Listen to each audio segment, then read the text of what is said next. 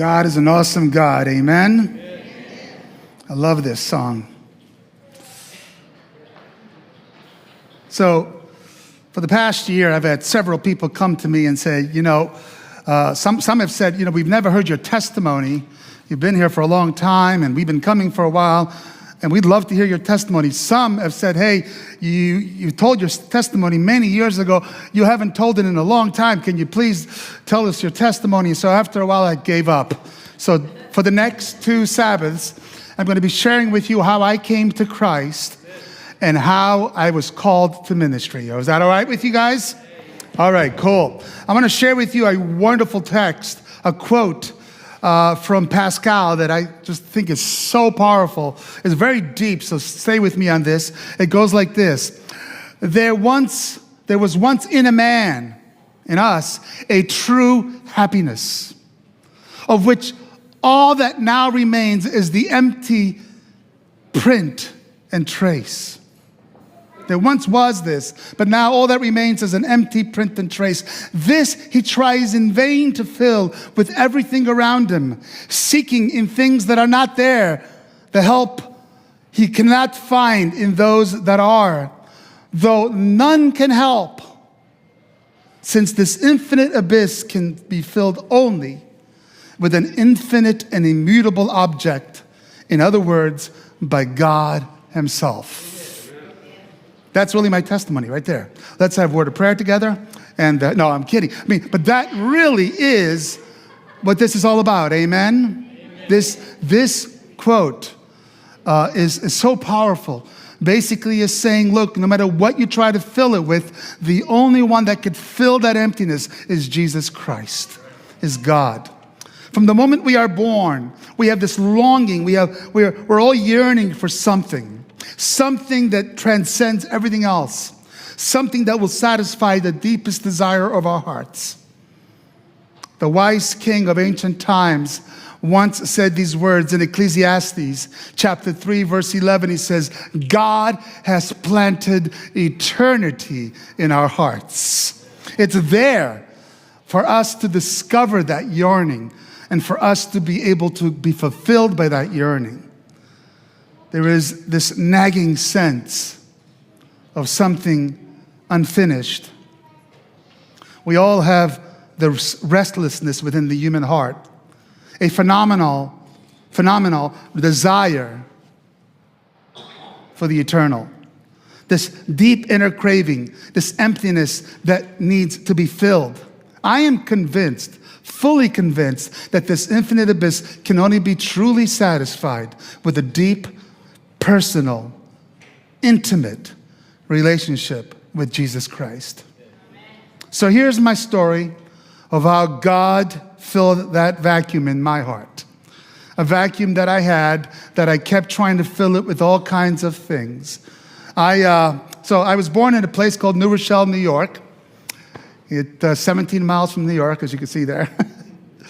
But if you're living in New York City, you would call New Rochelle upstate. 17 miles, I don't know. Makes no sense to me. But it was a cool little place. I was born there. My best memory that I remember was Dad taking us to a place nearby called Playland in Rye, New York. And we went on rides. In fact, just recently I found these old 8 millimeter videos. Remember the old 8 millimeter? I found these, and I took them to a place called iMemories. Paid quite a bit of money to turn them into digital videos, and they've been uploading on the site little by little, and I've been watching them, and just tears come in my eyes as I see my mom and my dad, and there was one of us being at Playland, playing and having a great time. It's just unbelievable, the memories that came to my mind. But when I was 3 years old, my life drastically changed. My mom wanted to go back to Naples, Italy, where she was from. Her mom was there, her brothers and sisters were there. My dad would have loved to have gone back, but the problem was he was an electrician and he couldn't find any work in Italy at that time. And so what he did is what many couples did back in those days. He sent my mom and us kids back to Naples while he stayed here and worked. We were living in a very poor section of New Rochelle, and he said, look, I'm going to work as hard as I can for the next few years until I can raise enough money to buy a better house in a better neighborhood, and then I will call you back. And when I was 3 years old, now I don't remember any of this, but I do remember this loneliness that I felt, this emptiness that I felt because Dad wasn't around. He would come once in a while for Christmas or sometimes for Easter, but that was it. Otherwise, we wouldn't see them. So he was a little bit of a stranger to me. I remember school there. I went to a parochial school, a Catholic school. My brothers that were older than me went before me, and they would tell me stories that were pretty intense about that school. There were many priests and nuns that were teachers at that school, and some of them were like very, very, I don't know what the word is. I'll just use the word mean.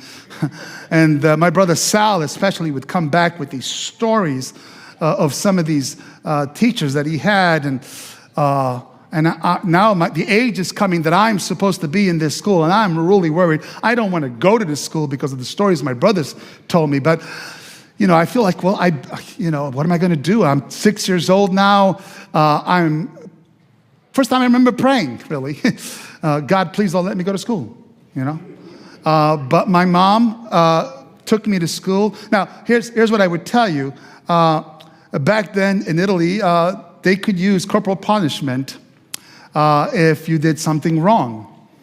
And my brothers would always come back with these red knuckles and other things, and it was terrible, And so I'm like, I don't want this. Now, there was rumors of one teacher that was exceptional. Not only exceptional, she was wonderful. She was very loving and very sweet. And in Italy, your kindergarten teacher was your first grade teacher and your second grade teacher. And she was your third grade teacher. And she was your fourth grade teacher. She was your fifth grade teacher. You stayed in that class till sixth grade. And then finally you got a new teacher. So wherever you get, you're stuck with. You understand what I'm saying to you, right? So now I am praying that if I got to go to school, I hope I can get this one teacher, Miss Pavoni. And I prayed and prayed and prayed. And the day came when my mom took me to school, and God blessed. I had Miss Pavoni as my teacher. Now, I got to tell you, though, that didn't help me. I was still terrified of school, and even though I got the good teacher, I didn't really know her that well. And so my mom tells me that she took me there and she introduced me to the teacher, and I am crying hysterically. And she takes me, she has to kind of pull me off her leg because I'm just holding on. So she sits me at the desk, and I'm like, no, don't go. And she has to run out. And I am crying and crying and crying that whole day. The next day she takes me. She has to do the same thing, pull me off her leg, takes me at the desk and run out. And I'm crying. And the third day I did the same thing. The fourth day I did the same thing. The second week I did the same thing. The third week I did the same. For 3 weeks, I'm told, I just cried and cried and cried and cried. And my teacher just let me cry. And then one day, I am tired of crying. And my teacher comes by and she lays a piece of paper on my desk and some crayons. We didn't have Crayola crayons back then. We had Giotto crayons. They were amazing. They smelled really good. Till this day, I love smelling crayons. Anybody here likes the smell of crayons? Come on. If you don't, smell one. Really, they're really good. And so all of a sudden I'm sitting there and I'm like crying. And then suddenly I smell these crayons. And all of a sudden I opened a little box of crayons and I took out the blue crayon. And I began to draw the sea. I don't know why. I remember actually doing this, just drawing the sea. And then I drew a picture of a ship, like a sailboat. Not like a modern sailboat, like a Nina Pinta Santa Maria type of sailboat. You know what I mean? Like one of those old pirate type of sailboats. And I paint that, and then I do some clouds. And, I mean, this is a 6-year-old drawing this, right? Maybe I wanted to go back. I don't know. I don't know why I drew that. But my teacher finally came by my desk, and she sees the picture, and she stops teaching. And she says, Sergio, did you draw this? I go, well, yeah, nobody else sitting here. She says, oh my goodness. And then she shows it to all the students. She goes, look, students, look what Sergio drew. Yeah, let's applaud for the crying guy. Hey, and everybody's applauding. And I'm like, oh, wow. And all of a sudden, it just came out of my mouth. I drew it for you. She said, you did? I said, yeah. So she took that picture. I'll never forget this moment. She took that picture, she put it next to her heart. She says, oh, Sergio, I will keep this forever. From that day forward, Miss Pavoni was my best friend. I was the epitome of the teacher's pet. Instead of apples, I would bring lasagna, but it was pretty much the same idea, right? I would go, and you didn't mess with Miss Pavoni. You mess with Miss Pavoni, you mess with me. It got to the point, she was single, so she would come over our house. My mom would invite her for all kinds of events that we would have. She would come over, she would eat with us. She became our friend. I loved Miss Pavoni. Miss Pavoni treated me wonderful. I never went home with knuckles that were bad unless there was a substitute teacher. I mean, it was unbelievable. What a wonderful experience. And then the day came when she gave an assignment. And the assignment was, I want you to write what your dad does for a living. Now, at that time, I must have been in 3rd grade by this point. I didn't know. I only saw my dad once a year, and I didn't even know what an electrician was. And I remember crying because I don't know if I could make this assignment, this little essay, just a few words. And I remember getting on my knees that night and praying, God, please, let it thunderstorm. Because in Naples, it doesn't snow, really. But if it rained really, really hard, my mom wouldn't let us go to school, because often we would have to walk. And so I prayed and said, God, please let it rain, let it rain, let it rain. And I remember falling asleep like that. And the next morning, my mom wakes me up, and I'm like, oh, I'm sorry, am I going to be late for school? And she says, what school? And I looked outside, and I hear, and it's pouring outside. That's the first time I remember God answering a prayer. Guess what I did? I sat with Mom and said, hey, Mom, what does Dad do for a living? I need to know. I got to write this. And so I did, and had a wonderful, wonderful opportunity. And then the day came and my dad wrote and said, I've raised enough money. I bought a nice little house in northern part of New Rochelle, right by the New Rochelle High School. Here are pictures of the house, a nice Tudor home. In the back there are woods, and he made it sound really awesome. I mean, I want you to come back. And my mom is telling us, oh, kids, we're going back to America. We're going to be living in this wonderful home, and it's going to be awesome. And there's woods in the back, and I'm like, wow, woods, we could play Robin Hood. All this stuff that was going through my mind, but it was kind of, a bit, I don't know, bittersweet. I will tell you this, though. I didn't have many friends. Many of you have heard me say this before. I didn't have many friends in Italy because I was the Americano, right? And so, they made fun of me. I was kind of a foreigner to them. And so I was like, well, that's okay. Maybe I'll make some friends in America. My dad promised me a bicycle. My dad promised me a drum set, because I remember playing drums for as long as I could live. I remember taking my mom's pots and pans and boxes of Dash, turn them upside down. And I would take the wooden part of the hangers and turn them into drumsticks, the inside, you know what I'm talking about? If you've never done that, it's a lot of fun. And I would then use them as drumsticks and play and play and play. As long as I can remember, there's a picture of me playing drums when I'm 6 years old. I'm just playing and playing, and I'm having a blast. And so my dad promised this to me and then other things to my brothers just to sweeten the moment. And we were really excited until the day came that I realized, wait a minute. Who's going to be my teacher in 4th grade? Who's going to be my teacher for 5th grade? Is there any way that I could talk Miss Pavoni into coming with us? I mean, really, that was the way I felt. And I remember the day came when I had to go and tell Miss Pavoni that we were not going to make it. This is her, by the way, right here. This is my school. These are not dresses, by the way. They're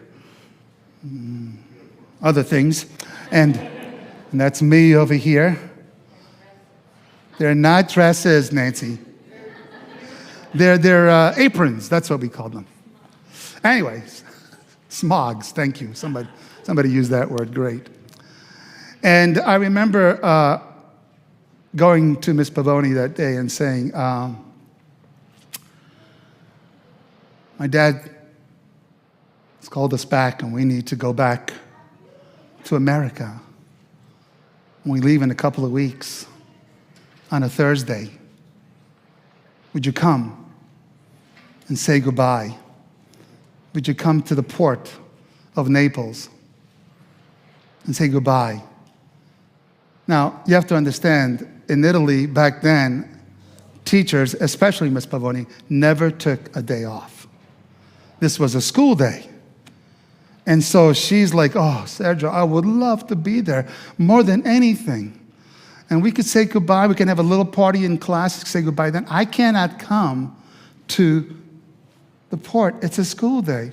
Oh, but please, Miss Pavoni, please, Signorina Pavoni, please come. I can't be there. It's not, I can't miss school. I mean, I went back and forth for I don't know, what seemed like a half hour until she finally said what every adult says, just to stop the pleading. All right, well, we'll see. And I guess that was enough for me. And the day came when we had everything packed. We made it to the port of Naples. And I remember just little things here and there. I don't remember everything about it, but I do remember standing on the ship, the Michelangelo it was called. It was a beautiful, beautiful ship. And there were swimming pools on it. There was ping pong tables. My brothers were running back and forth. My sister is just trying to sing or something. I don't remember what she was doing, And we're looking down. My mom is next to me. We're looking down at the people on the port, and there's, my uncles and aunts and my grandmother. They're all there saying goodbye. They're all crying, and I'm looking for just one person. You know who I'm looking for, right? But I don't see her. And suddenly I hear Captain, I guess, announcing something. And I remember feeling this thing in my stomach. Later I learned what it was, actually. I thought it was butterflies or something, but actually what it was the rumbling of the anchor coming up. And it was, and I could feel it in my stomach. It was such an intense moment. And I'm thinking, I'm never going to be able to say goodbye to Miss Pavoni. And suddenly, out of the corner of my eye, I see this little lady coming, screaming, the top of her lungs, Sergio, Sergio. I could recognize her voice anywhere. Sergio, it's me. And I looked over, I go, oh, Miss Pavoni, you came. And then I noticed something. She had a piece of paper in her hand. And she said, look, I still have it. I'll always have it. I'm like, oh my goodness. On that day, I don't know where you were. Some of you were not even born. I don't know who you were. Doesn't matter to me. On that day, I was the most important person in the world. On that day, everything changed in my brain. Suddenly, even though I experienced tremendous loneliness and tremendous hurt, Miss Pavoni made me feel like I was a giant. Miss Pavoni made me feel like I mattered, I was valued. I found out later from a friend on Facebook, Luigi Angeloni, nice Jewish name. Luigi told me, I didn't know who he was. He catches me on Facebook and he says, hey, are you the Sergio that went to Italy? That went to America? I'm like, who are you? How do you know this stuff about me? And I was your desk mate. This is Luigi Angeloni right over here in school. And he goes, and I remember the day you left. I remember because what happened was that Miss Pavoni turned it into a school trip. That's what she did. She says, and my mom would not let me go. And I always wondered what happened to the Americano. And is this you? And I'm like, yeah, really. And this is in fact, I had got this picture from him. And he sent me a whole bunch of pictures. He told me about some of the other people in the class. Some did okay, and some were not doing so good. And it's just unbelievable. When back in 99, we were doing an evangelism event in Romania. And instead of getting paid, I said, can you just let us go through Naples so I could see my brother? Went back and saw my brother. We had a great time in Naples, Italy, but couldn't find my teacher. And so I know one day I'll see her in heaven. And I believe when I see her, she will have something in her hand, right? And so went back. Now I couldn't speak a word of English. The school was brutal. The loneliness was intense. I had this kamikaze determination to be the best drummer in the world. And I remember going from band to band to band.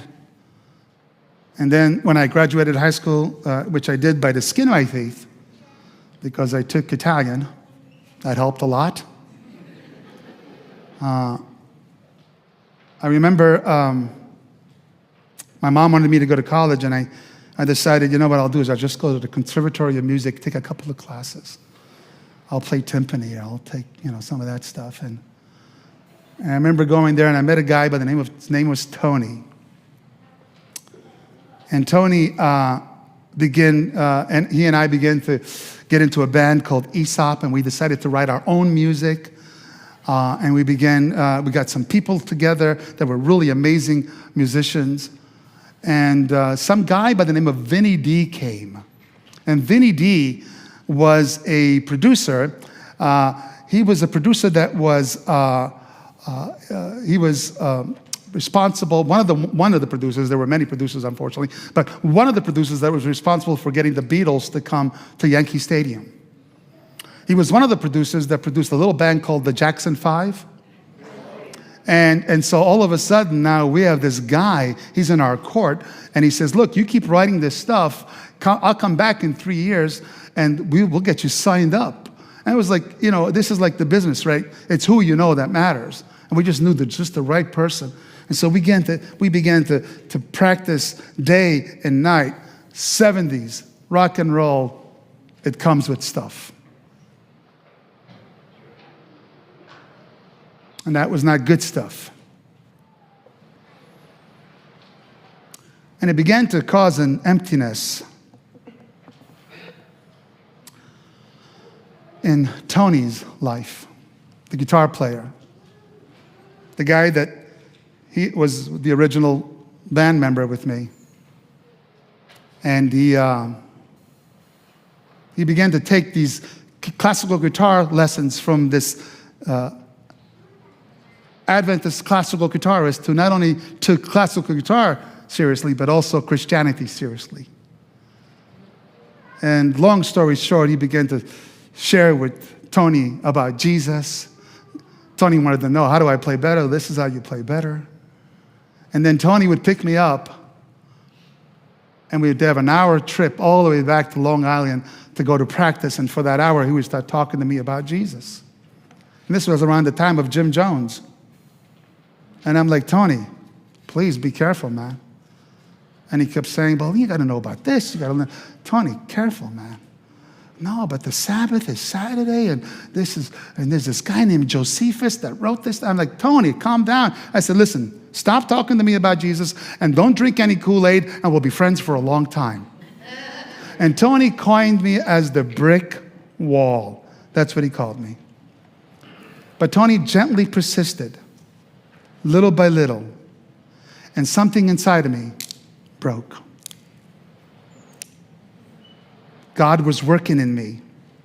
Isaiah 55, verse 11 says, so is my word that goes out from my mouth. It will not return to me empty, but will accomplish what I desire and achieve the purpose for which it was sent. And the more Tony talked, the more I wanted to know. But I was just a rock and roll drummer.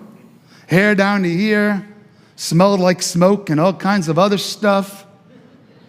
And we were invited to go to Bible studies, and I'm like, I don't know about that, you know.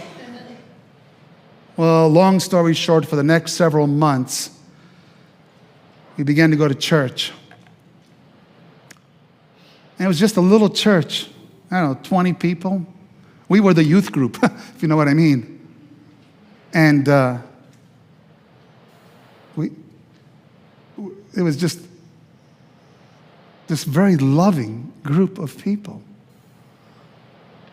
I mean, they were just unbelievable. These two little old ladies invited Tony and I over to the house for a vegetarian meal. I'm Italian, just keep that in mind. And then to play Bible games. And they destroyed us. I mean, of course, right? They were brutal. They didn't even say, look, we'll let them win. No, they were having such a good time. And I remember the first time I went to a vegetarian restaurant with Tony. Tony was like, man, you got to try this thing, man. It's amazing. It's called the cashew loaf. I'm like, a what? A cashew loaf. Tony was from the Bronx. What he was trying to say was cashew loaf. But he said it with this Bronx accent. He called it a cashew loaf. I kept wanting to say, God bless you, but I didn't know what to do, you know? And he's sitting there going, oh, man, you got to try this thing. And I'm like, oh, okay, fine. So we ordered this cashew loaf. And it was the worst thing I've ever tasted in my life. I didn't know it at the time because I had never had sage before, but this thing was drenched in sage. And I just wanted to, like, excuse me, you know? I've got to go to the bathroom now. And it was like, no way, God, please, I'll do anything for you, but not a vegetarian, please, anything. I remember the very first baptism I ever attended was at a river. It was pouring outside. And they're having this baptism, and they're singing songs, you know. And I'm like, are you guys kidding me? They're like, how can these people be so happy? I just want to go inside and get dry. But they were having an amazing time. And I remember thinking, wow, what is going on? Meanwhile, Tony and I are still in the band. We would play at this place that we often went to. It was called the Rising Sun. We called it the Rising Slum. It was in White Plains, New York. And that's our band, Aesop. This time we were playing with Archer. One night we played with another band. Maybe you've heard of it. It's called Twisted Sister. Let me just tell you something. These guys were crazy. We really felt like we were in the midst of evil at that point. They were having, like we were in the green room, this back room, and we're sitting there trying to figure out what set we're going to play and how we're going to play. They're all together. So we were backing them up. Of course, they were the main thing. And they're sitting there, and they're in a circle, and all of a sudden they start going, and they start doing this thing. I'm like, what is going on? They were just the weirdest thing. So we didn't decide to get to know them very well. We just backed away a little bit. We just kept playing and playing. This is a picture of me playing the drums. One of the reasons why I like the drums was I was very shy. I like to play behind the drums. This is the band. This is Tony playing the guitar. This is, I forget his name right now, but he was the bass player. He was an amazing bass player. That's me playing the drums. That's Peter singing. Barry was that. And this is the hand of Italo. He was the keyboard player. And we played and played and played. And we had a wonderful time playing together. And then one day, Tony comes. We were going to meet Vinny D after 3 years. And we've been practicing. We wrote about 10 songs that we were going to show Vinny. Vinny listened to them, He came to our house with an actor. I can't remember the actor's name right now, but he was the lead actor from a movie called, what was it called? He's played a lot of movies. I can't think of his name right now. I should have looked it up, but it wasn't that important to me then. It's not important to me now. But they come over my house. My mom decides to just let us alone in the basement, which was not easy for my mom to do. And we're having this discussion. We're waiting for Tony to come. And Tony is late again. Why? Because Tony was at a Bible study.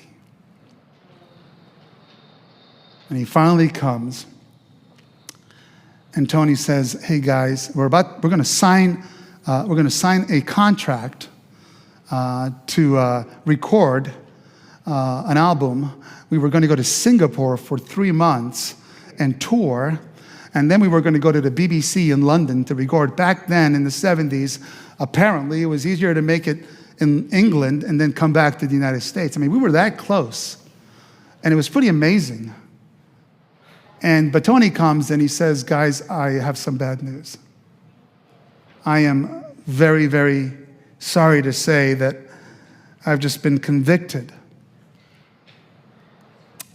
that rock and roll is evil, and I can't play anymore." We're all like, "What?" And now suddenly this big discussion emerges.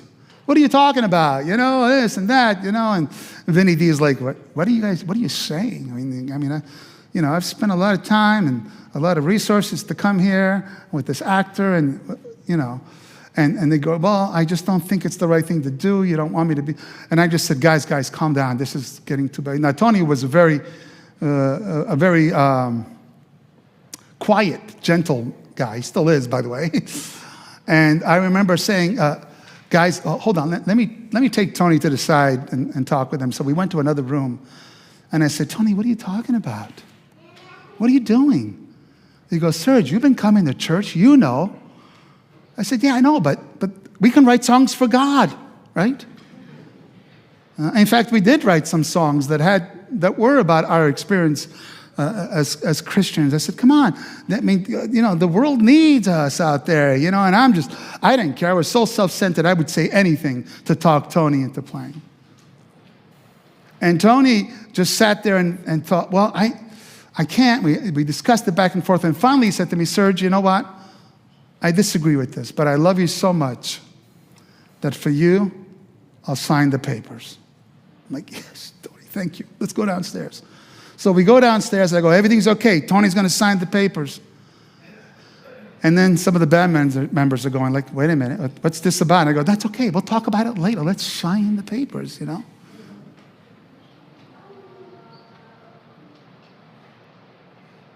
And then I had never seen this before. As they're going back and forth, Tony raises his voice. "That's enough. I've had it. I don't want to play anymore, and that's the end of it." I'm like, "You should have signed the papers first." And everybody left except for Tony. The idea was we were going to get together in a couple of days and revisit the whole thing. And Tony stayed that night. And I said, Tony, what's going on? He goes, come on, Serge, you know. You know what's going on. He says, why don't we do this right now? Let's pray right now, he says, that God intervenes. We will make a decision to sign those papers. But if something happens that God intervenes, and we'll know it, then we won't sign the papers. I thought, well, that's pretty fair, right? Except for now, I'm thinking, is God going to break my hands? I mean, what's he going to do? You know, I'm a little concerned about it, but I thought, that's a good thing. And we knelt down and prayed. And Tony prayed this amazing prayer. And then he left, and it was about 1 o'clock in the morning by this point. I remember going upstairs in my room. I lived up in the attic. And I remember feeling weird inside. And I remember for the first time praying, God, give me a sign. I don't know what to do. Help me. I love Tony. I don't want to do this to him.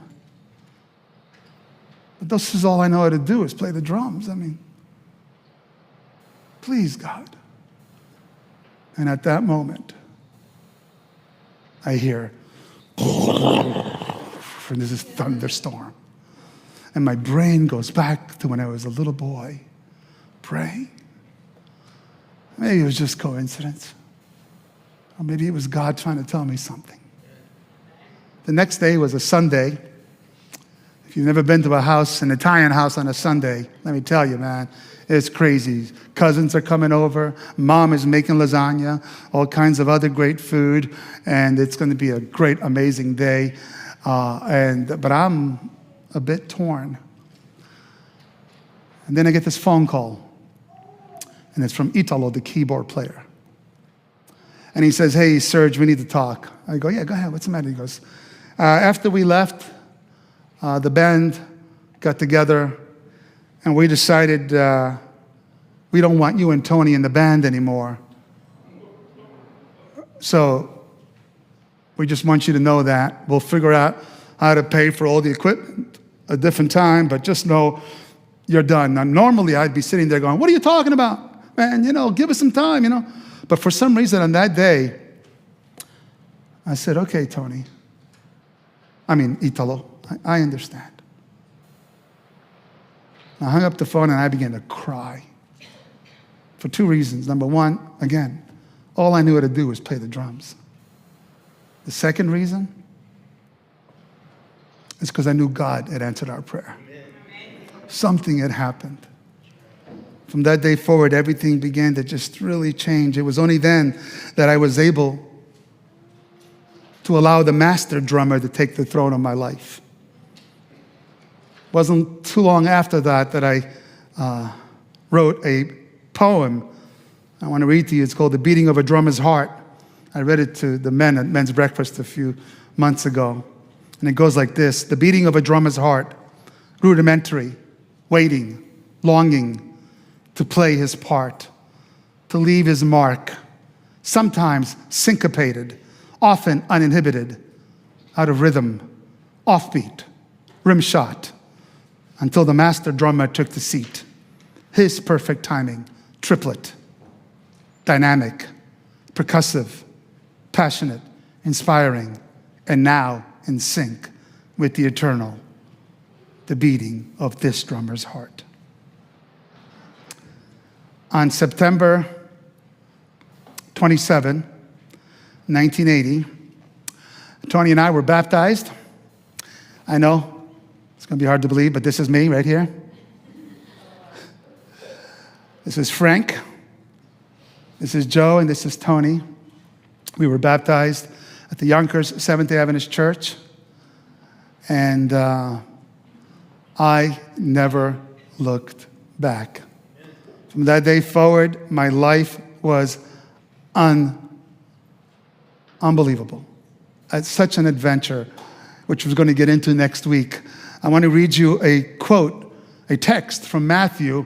I'm going to read it to you from the Message Bible, if you will allow me this little license right here. It says, are you tired, worn out, burned out on religion? Come to me. Get away with me and you'll recover your life. I'll show you how to take a real rest.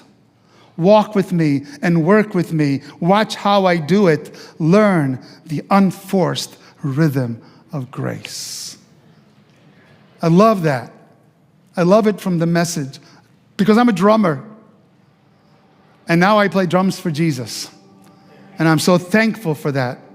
From the moment we are born, we have this longing. We are all yearning for something that transcends everything else, something that will satisfy the deepest desire of our hearts. And this infinite abyss can only truly be satisfied with a deep, personal, and intimate relationship with Jesus Christ. And I hope that somehow a little bit of this story has inspired you to take a hold of Jesus and be part of it. I'd love to see you back next week for part 2 of how God took this drummer and made him into a pastor. That's a whole another thing.